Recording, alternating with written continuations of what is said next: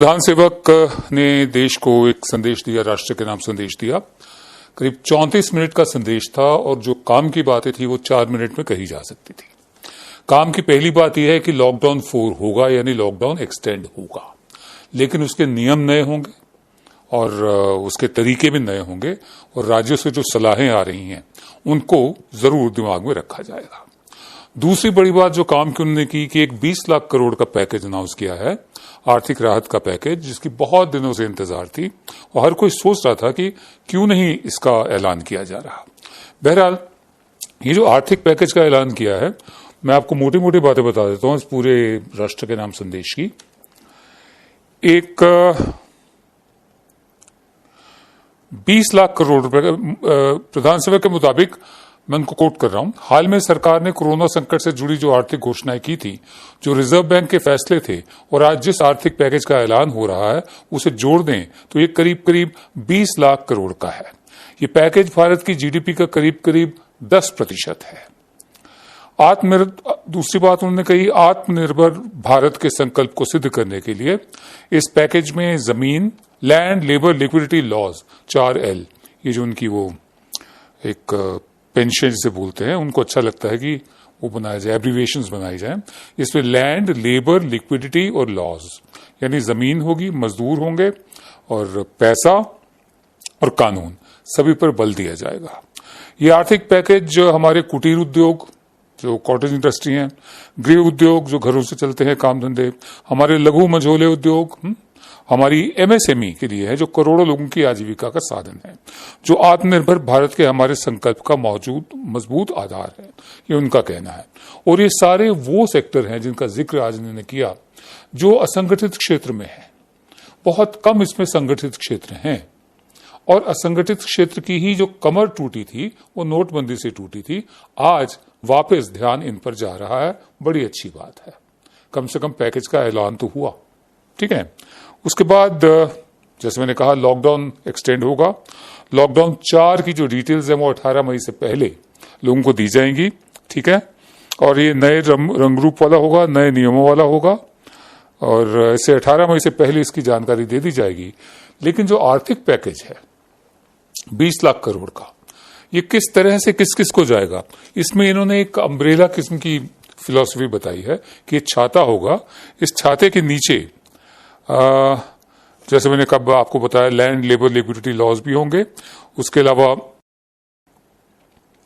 छोटे उद्योग और मझोले उद्योग ये भी होंगे, कॉर्पोरेट्स भी होंगे, उद्योग जगत भी होगा। और फिर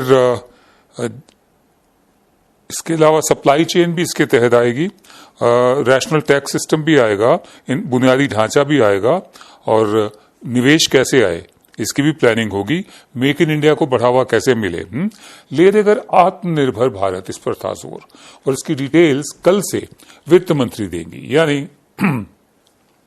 जैसे प्रोमो होता है एक किसी सीरियल का या फिल्म का, ये प्रोमो और ऐलान था आज का। डिटेल्स जो है कि किसको कितना मिलेगा, किसको राज्यों को ताकत दी जाएगी या नहीं दी जाएगी खुद फैसले लेने की, राज्यों को कितना पैसा जाएगा, किस किस राज्य को क्या जाएगा, इसकी डिटेल्स एक एक करके ये भी तय होना है। और निर्मला सीतारमण जो हमारी एक तरह से वित्त मंत्री हैं, वो कल से देना शुरू करेंगी और देती रहेंगी। लॉकडाउन 4 की डिटेल्स 18 मई से पहले दे दी जाएंगी। 2 नीतिगत फैसले हुए हैं, पॉलिसी डिसीजंस। एक तो इकोनॉमिक पैकेज 20 लाख करोड़ जो जीडीपी का करीब 10% है, इस पर अर्थशास्त्रियों की क्या प्रतिक्रिया होती है ये हम देखेंगे कि क्या ये काफी है। हमारे प्रथम दृष्टया प्राइमा फेसाई तो हमें काफी लग रहा है, ठीक है। और दूसरे लॉकडाउन 4 जो होगा उसमें क्या क्या होगा, क्या हम सप्लाई जो चेन है उसको बहाल कर पाएंगे, क्या ये जो कोरोना वायरस की चेन तोड़नी थी लॉकडाउन की वजह से, क्योंकि लॉकडाउन 4 एक तरह से ये भी मानना है कि 3 लॉकडाउन कामयाब नहीं हुए चेन तोड़ने में, लगातार किससे जो केसेस है वो बढ़ते जा रहे हैं। एक ऑल्टरनेट नैरेटिव पेश किया जा रहा है कि अगर कंप्लीट लॉकडाउन ना लगाया होता 25 मार्च को तो कितने लोग मर चुके होते, 1 लाख कुछ हजार लोग, 1,70,000 लोग मर चुके होते। हमारा ये सवाल तो खैर बना रहेगा कि इतनी देर क्यों करी, 55 दिन जो वेस्ट किए वो खैर बात पीछे रह गई। 2 नीतिगत निर्णय हुए हैं, एक आर्थिक पैकेज का 20 लाख करोड़ का, जिसकी डिटेल्स निर्मला सीतारमण देंगी। ये प्रोमो था एक तरह से और नीतिगत ऐलान भी था, पॉलिसी अनाउंसमेंट भी थी। और दूसरा लॉकडाउन 4 भी होगा, उसकी डिटेल्स 18 मई से पहले दे दी जाएंगी। ये काम वैसे 4 मिनट में हो सकता था, प्रधान सेवक ने पूरे 35 मिनट लिए। इसमें माइग्रेंट लेबर को लेकर लिप सर्विस की गई, सिर्फ daily Vaser, migrant labour, ready वाले, ठेले वाले, जिक्र तो किया उनका, लेकिन लिप सर्विस। लाखों की तादाद में जो लोग सड़कों पर पैदल चल रहे हैं, जिनके लिए अब श्रमिक ट्रेन शुरू की जा रही हैं, उनका कोई जिक्र नहीं था, लिप सर्विस थी। माइग्रेंट लेबर जो कर रहे हैं उसको त्याग, तपस्या और बलिदान ये कह दिया गया। मतलब जितने लोग सड़कों पर मर भी रहे हैं और चलते जा रहे हैं, मजबूर हुए हैं लॉकडाउन के कारण, जो बिना सोचे समझे 4 घंटे के नोटिस पर किया गया, बिना राज्यों की सलाह के, और जिम्मेदारी राज्यों पर डाली गई, उसका जिक्र नहीं। आपदा को अवसर में बदलना, इन्होंने शब्द का इस्तेमाल किया। इस आपदा को अपने इवेंट में बदलना एक्सरसाइज ये थी, लेकिन एक फैसला अच्छा हुआ, राहत पैकेज का ऐलान हुआ, काफी सब्सटेंशियल है। और दूसरा, लॉकडाउन 4 चलेगा, जिसकी डिटेल्स बाद में आएंगी। सन 1975 में जब श्रीमती इंदिरा गांधी ने इमरजेंसी लगाई थी, तब एक सेंसरशिप लागू कर दी गई थी, औपचारिक रूप से, ऑफिशियली, पूरे प्रेस पर। तब टेलीविजन था, लेकिन वो सिर्फ दूरदर्शन था, दूरदर्शन भी नहीं था, टेलीविजन बोलते थे, attached office of all India radio था वो। दूरदर्शन बाद में बना, ठीक है। तो तमाम अखबारों पर, पत्रिकाओं पर, जो इतनी बड़ी तादाद में उस वक्त थे भी नहीं, उन पर सेंसरशिप लागू कर दी गई।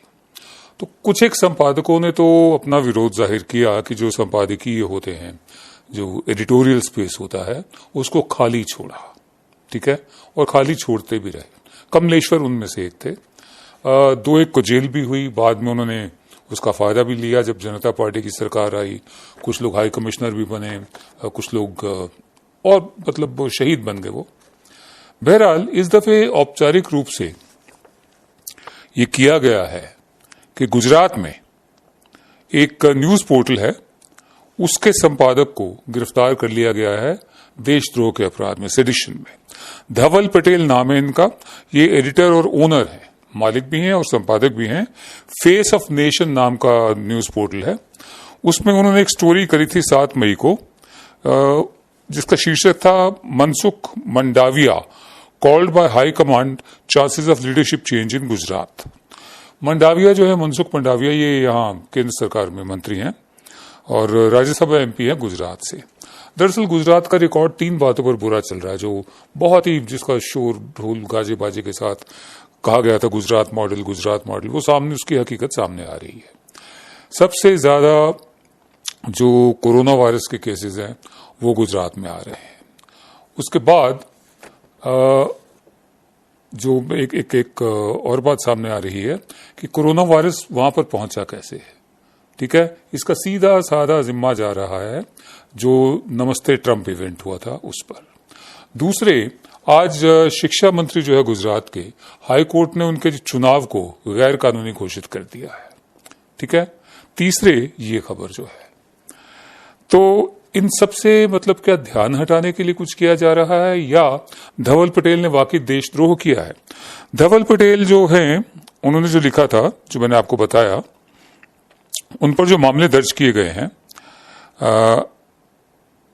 Ahmedabad detection of crime branch ने किया है। उनके घर से उनको उठाया गया, वो उन पर लगाया गया आईपीसी का सेक्शन 124A सेडिशन, देशद्रोह। दूसरा, disaster management act section 54, punishment for a false warning, मतलब एक गलत चेतावनी फैलाने के लिए जो सजा होती है वो उन पर लगाई गई है।